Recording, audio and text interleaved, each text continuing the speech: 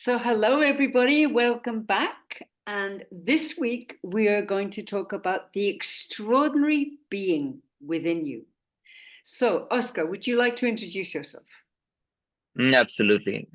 So my name is Oskar Nygren. I'm an emotional fitness coach, and I have the website realitydecoding.com, where I basically help people get understanding of their emotional, of their emotional world. And by being there and understanding it, they can also make better life choices so they ultimately can thrive in life. So that is what I do. I also have a Facebook group on that's called Live Your Purpose, and YouTube video or YouTube channel that's called Oskar Nygren. Yes. Thank you. And Katarina, what about you? Yes, I just want to say, first of all, I just had a therapeutic session with Oscar, and it was amazing. He goes right to the core. He asks the most aligned questions, and he can get you to breakthrough. So I really recommend his work. So, who am I? I'm a consultant. I help you find your purpose through the entrepreneurial blueprint consultation, which takes one day. And in one day, you find your true identity, your purpose, your vision, and what's stopping you, and turn that around. So, in one day, you are set to thrive as an entrepreneur. All right. So today, what we have in store for you is the extraordinary being within you. So what is that, Oscar? Wow, that's a big question, but essentially the extraordinary being is your connection to the divine within you. It's essentially when your body, your soul, and your spirit align to do your highest will, what most fulfills you in life, and to be of service to others and thrive doing so. That's what I would say is an extraordinary being. And then whatever that means, if it comes to even supernatural powers, perhaps. But in the beginning, just doing what really, really, really sparks us up, well, that's extraordinary. And it inspires people to their core. Thank you, Oscar. So what's my version of the extraordinary being? For me, it's life itself. When you are in contact with your extraordinary being within, nothing else really matters, and then everything matters. It's an oxymoron in a way, but your life starts to align with extraordinary power. And that doesn't mean power over other people. It means your inner power. Tony Robbins wrote the book, Unlock the Giant Within. That's what we're talking about. It's like, why are just 2% of entrepreneurs worldwide extremely successful? And what about the 98% of the rest of us? Why are we not tapping into this divine energy? Because they are. Whether they're conscious of it or not conscious of it, they are tapping into this extraordinary power, this extraordinary love, which is omnipotent and omnipresent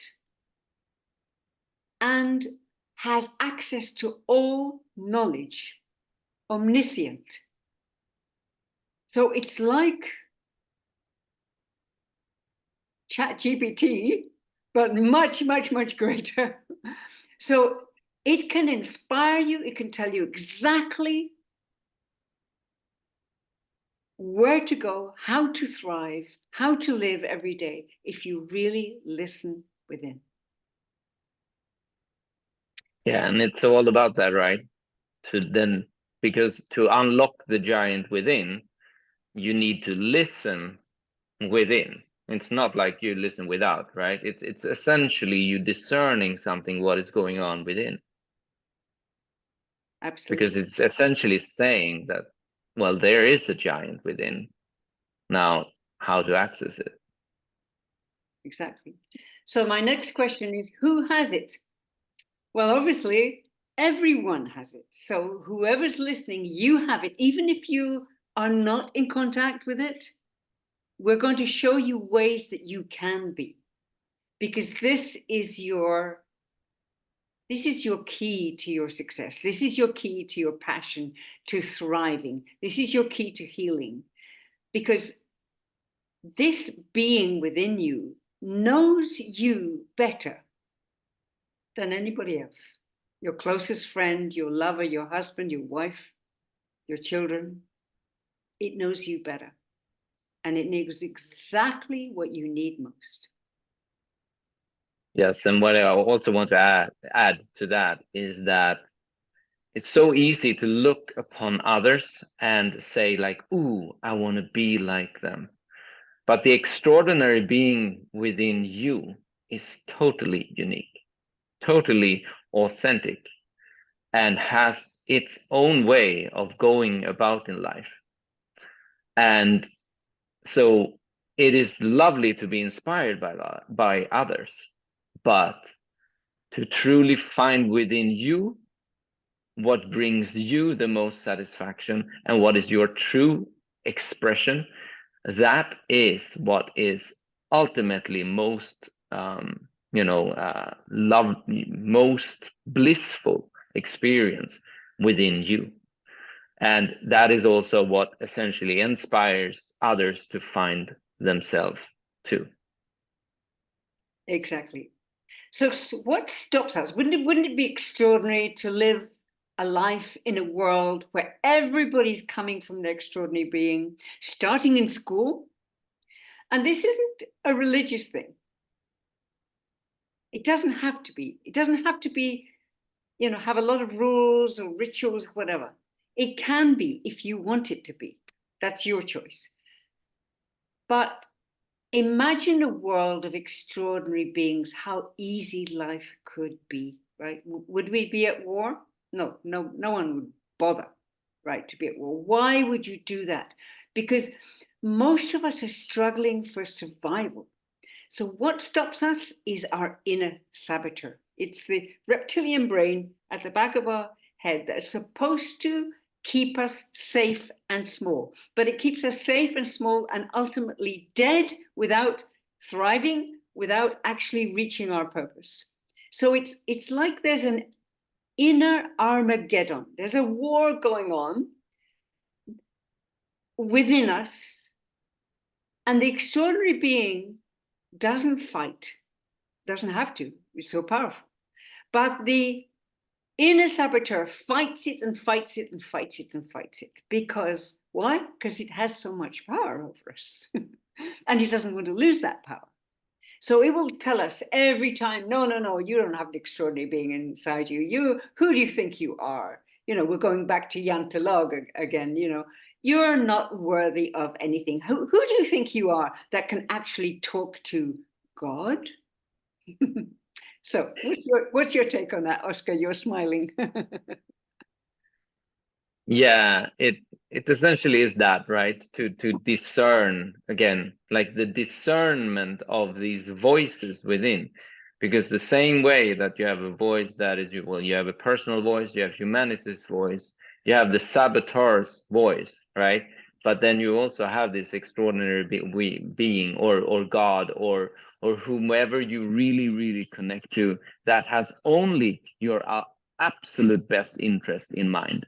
But when you listen to those thoughts, it ultimately fills you up with the most extraordinary emotions, right? And those emotions is what will empower you to make the behaviors that causes you to get the extraordinary life, right? So it's essentially about discerning which what are the voices within, And that has always been the most tricky, because most people have been so ingrained in, oh, I feel this way, it must be this way, right? So to look at what are you thinking, what are you feeling, and is it coming from the highest place? No, if not, then first of all, if there's a trauma around that, then you need to ride that trauma out. You need to complete that emotion, because otherwise it will follow you. But if you have done so, then it's up to you to actually discern. It's like, well, what is it that I truly want? What fills me up with the most extraordinary emotions? And then start feeling those and see what actions are arising from that place. Thank you. Absolutely, Oscar. So my next question is, how do you contact? This is like, we could do hours and hours of this, but how do we contact? How can you start to contact your extraordinary being? And I would say, first of all, if you're into mindfulness, that will definitely help. Self-reflection, meditation. Meditation is what works for me. Yoga. There are many, many different ways. Just listening within. I get inspired in the bathroom. Isn't that amazing? Because it's a very pure place. I get inspired. I get ideas. When you get an idea, don't knock it. Just write it down. Put it on a post-it note, and put it in a place where you will remember. Because those ideas, however crazy they may seem, are the keys to your success. So listen. When you listen, the more you listen, the more the extraordinary being will talk to you. So what do you say, Oscar? I'm saying normally the first thought is the one that comes from the most purest of source, right? And then it is up to us to discern what is that most pure thought, right?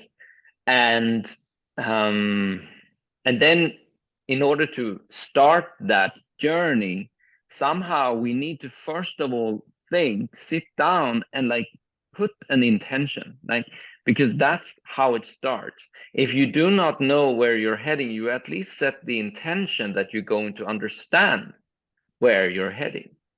So you set an intention, and then you start, maybe if you have a piece of pen, you sit and you start to write down. Because we have to understand this, that it is a practice to start writing out what is it that we want, what is our will, right? Because as we do that, we will become apparently clear of the thoughts, the emotions that are blocking us from actually feeling that this is something that's coming true, right? Because when you start writing a target, you will always become aware of what is on the way to that target.